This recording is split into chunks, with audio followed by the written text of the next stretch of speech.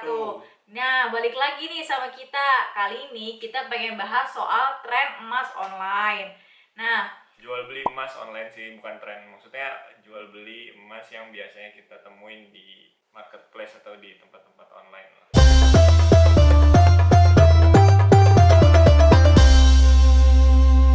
iya bener. Jadi jual beli emas online ini kan macem-macem ya. Dan akhir-akhir ini di circle kita, teman-teman kita tuh banyak banget nih yang mulai jadi reseller buat jual emas batangan.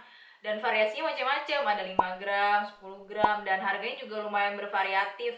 Nah, pola jual beli kayak gini lumayan diminati sama kita ya, apalagi teman-teman kita gitu, karena harganya cukup terjangkau lah gitu buat Iya, dibeli. waktu zaman dulu ya, kalau sekarang kan udah enggak. Semenjak corona ini ya lumayan naik harganya. Awal-awal corona tuh bisa sampai hampir 1 juta per 1 gram. Kalau yang 1 gram, tapi kalau misalkan kalian beli yang 5 gram atau 10 gram, itu harganya nggak sampai 1 juta.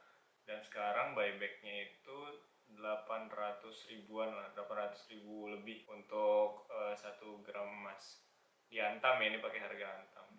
Jadi gitu, itu saking menariknya ya, saking menarik karena teman-teman kita ini menjualnya itu di bawah harga antam. Betul. Misalkan contohnya kalau di antam itu, kalau kita beli online di logamulia.com itu, saya pernah coba, kalian itu beli dengan harga yang sama, cuman ongkirnya itu lumayan mahal, bisa sampai 100 atau 200 ribu, dan itu harus tunggu sekitar 3 harian. Jadi nggak langsung kayak gitu. Terus jadi otomatis kan ada beban biaya lebih. Sedangkan kalau ke teman misalkan harganya 700 ribu, ya udah tinggal beli 700 ribu, nggak ada biaya ongkir dan segala macam. Iya betul, dan ini dinilai sebagai investasi yang menarik juga ya, karena kan bisa dijual lagi kalau butuh. Iya, iya benar, bisa dijual lagi. Contohnya adalah ketika kemarin terakhir itu beli sekitar 2019 akhir 700 ribu per 1 gram. Guna sekarang buyback antam aja udah 800 ribu per 1 gram. Jadi lumayan safe banget. Sebenarnya bukan safe sih, ini karena ada kejadian corona aja. Tapi kalau misalkan nggak ada corona mungkin harganya Lebih menarik masih lagi ya. stabil dan itu nggak berubah gitu jauh.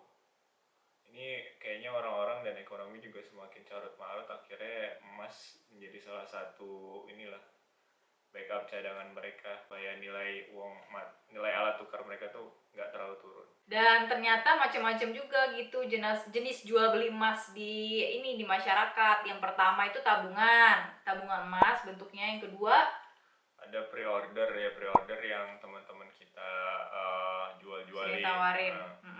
Terus yang ketiga ready stock. Jadi penjualnya tuh punya dulu emasnya, terus dia nawarin, terus kita bisa beli dari mereka juga. Nah, ternyata ada beberapa dari metode jual beli emas ini yang termasuk riba atau haram. Iya, karena emas itu kan salah satu komoditi riba. Komoditi riba sebenarnya ada 6 kan, mulai dari kayak kurma, garam, gandum, dan segala macamnya. Nah, kenapa si emas ini harus belinya tunai? Karena emas ini adalah zaman dulu digunakan sebagai alat tukar. Sampai sekarang juga kayaknya masih ya, untuk yang dinar dan dirham itu sebagai alat tukar. Jadi kalau ketika kita ingin menukar emas dengan mata uang lain yang sebenarnya itu juga mata uang atau alat tukar, itu harus tunai, nggak boleh cicil. Jadi nggak boleh kita misalkan beli emas nih, beli emas kan sekarang ada tabungan tuh, tabungan di berbagai macam marketplace lah ya, semuanya hampir ada sekarang, karena memang itu jauh lebih menguntungkan bagi yang punya platform. Bagi kita itu sungguh merugikan, karena pertama itu kan cuma digital, dalam artian ketika kamu nabung emas, yang kamu tabung itu sebenarnya bukan emasnya, tapi uang kamu sendiri, tapi dikonversi sama dia sebagai emas.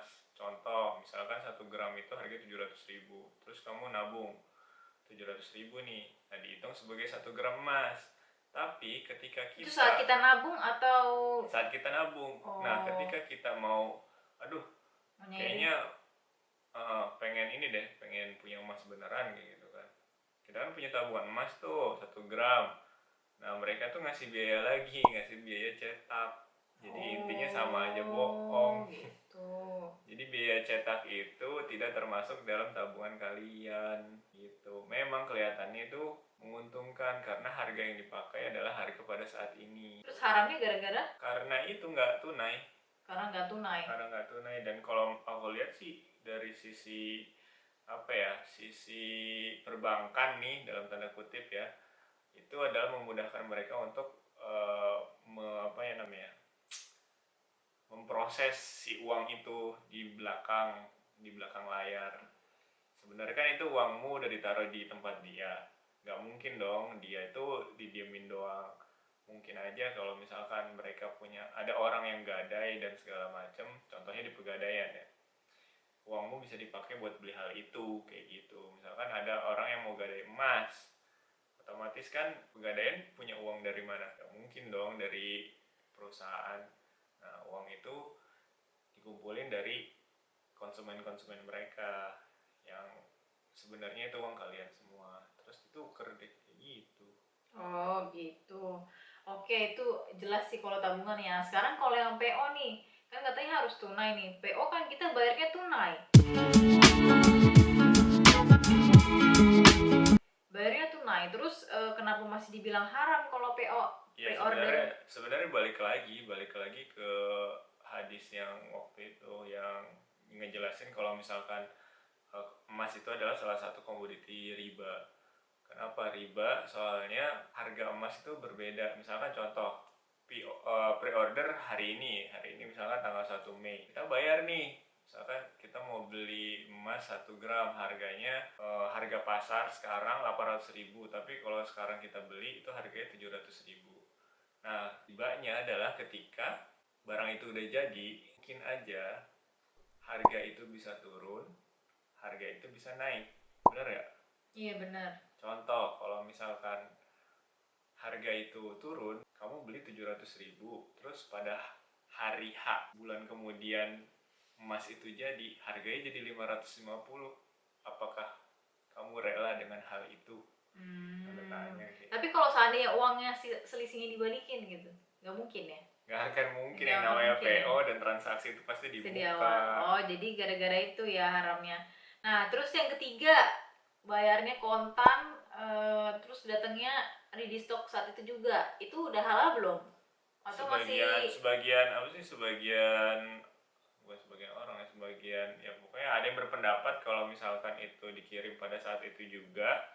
Contoh, misalkan kamu punya emas 1 gram, terus ditaruh di Tokopedia, di Bukalapak atau marketplace lain. Nah, ketika itu aku beli nih, jebret gitu kan. Nah, itu kan butuh jenjang waktu ya kalau misalkan kamu nggak beli. Kalau beli online itu kan pasti ada waktunya, misalkan 3 hari atau 4 hari kayak gitu. ya. Nah itu sebenarnya sama aja sama kayak PO jadinya. Ketika kamu beli itu kamu nggak dapat secara langsung Oh iya, itu aku kayak gitu. paham. Nah, sekarang yang diperdebatkan kalau misalnya pakai GoSend instan atau Grab Express gimana tuh? Nah itu ada orang yang bilang boleh, ada yang enggak. Kenapa? Kalau aku cenderung ya tadi sebenarnya sama sama kayak PO. Intinya sama kayak PO, pada saat kita beli barang yang kita beli itu belum kita pegang pada saat itu juga. Ya berarti dia nggak boleh online aja, nggak boleh online dong, ketemu aja langsung bayar. Atau yang dibilang online boleh itu gimana dong? Dibilang online boleh. Kayak kemarin kamu bilang kalau kayak kamu caranya boleh, dia datang dulu baru kita bayar gitu. Oh, sebenarnya bukan online online ini sih, sebenarnya cara cara penjualannya itu online, tapi cara belinya itu offline. Cara belinya offline. Misalkan contohnya COD, cash on delivery. Oh. Kan di Lazada, di pokoknya marketplace itu ada beberapa yang bisa COD kan. Nah, Oh. COD itu kan jadi lebih lebih fair lah. Kalau misalkan hari ini juga sampai, mungkin itu kalau beberapa orang sih ada yang bilang masih boleh kali ya kalau beberapa orang. Tapi kekurangannya adalah kalau ketika barang itu cacat, terus barang itu kayak defect lah sedikit, kamu nggak bisa komplain pada saat itu juga. Nggak enaknya kalau misalkan beli online. Dan kalau misalkan beli offline kan kita jelas nih, jelas dalam artian kita bisa ngeliat barangnya ada defect atau enggak, terus keluarannya. Misalkan kalau emas itu kan ngaruh tuh keluarannya tahun berapa nih, tahun 2020, 2018, 2019 dan segala macam, karena ada depresiasi waktu kalau nggak salah kalau emas. Jadi itu bisa dihitung-hitung deh kira-kira bagusnya gimana. Oke, berarti kesimpulannya dari ketiga jenis jual beli emas ini, yang PO, terus tabungan emas, terus yang kontan, yang paling aman adalah beli online dengan cara COD, benar? Kalau menurutku sih iya, dalam catatan COD COD pada itu hari gimana? itu. COD dengan hari itu, tapi gimana menjamin aman ya? Maksudnya kan itu nyampe dulu barang di kita baru kita bayar kan? Iya, mungkin ada ini kali ya, ada klausul. Maksudnya klausul tuh ada perjanjian di mana kalau misalkan barang itu jelek atau misalkan nggak sesuai sama Return. deskripsi yang udah dijelasin, itu jadi kita kita boleh cancel ordernya. Kalau misalkan itu ada, itu jadi lebih bagus kayak gitu. Tapi harus ada klausul kayak gitu, kalau misalkan barang itu bagus ya kamu harus beli, harus fair gitu. Iya, iya, iya. Nggak bisa ada barang lagi yang lebih murah nih, kayaknya nggak jadi beli sini, belinya di ini aja. Nah COD itu juga kalau bisa sih yang pada hari itu juga ya. Kalau misalkan nggak hari itu sih kayaknya, kan harga harga di marketplace itu kan nggak bisa fluktuatif gitu kan.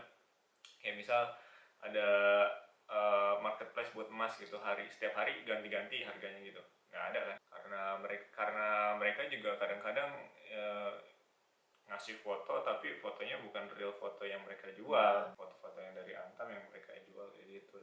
Jadi intinya ya lebih berhati-hati lagi dengan komoditi riba, dan mudah-mudahan teman-teman bisa mengerti lah, bukan mengerti sih, kayak ya bisa mengambil baiknya dari hal-hal ini.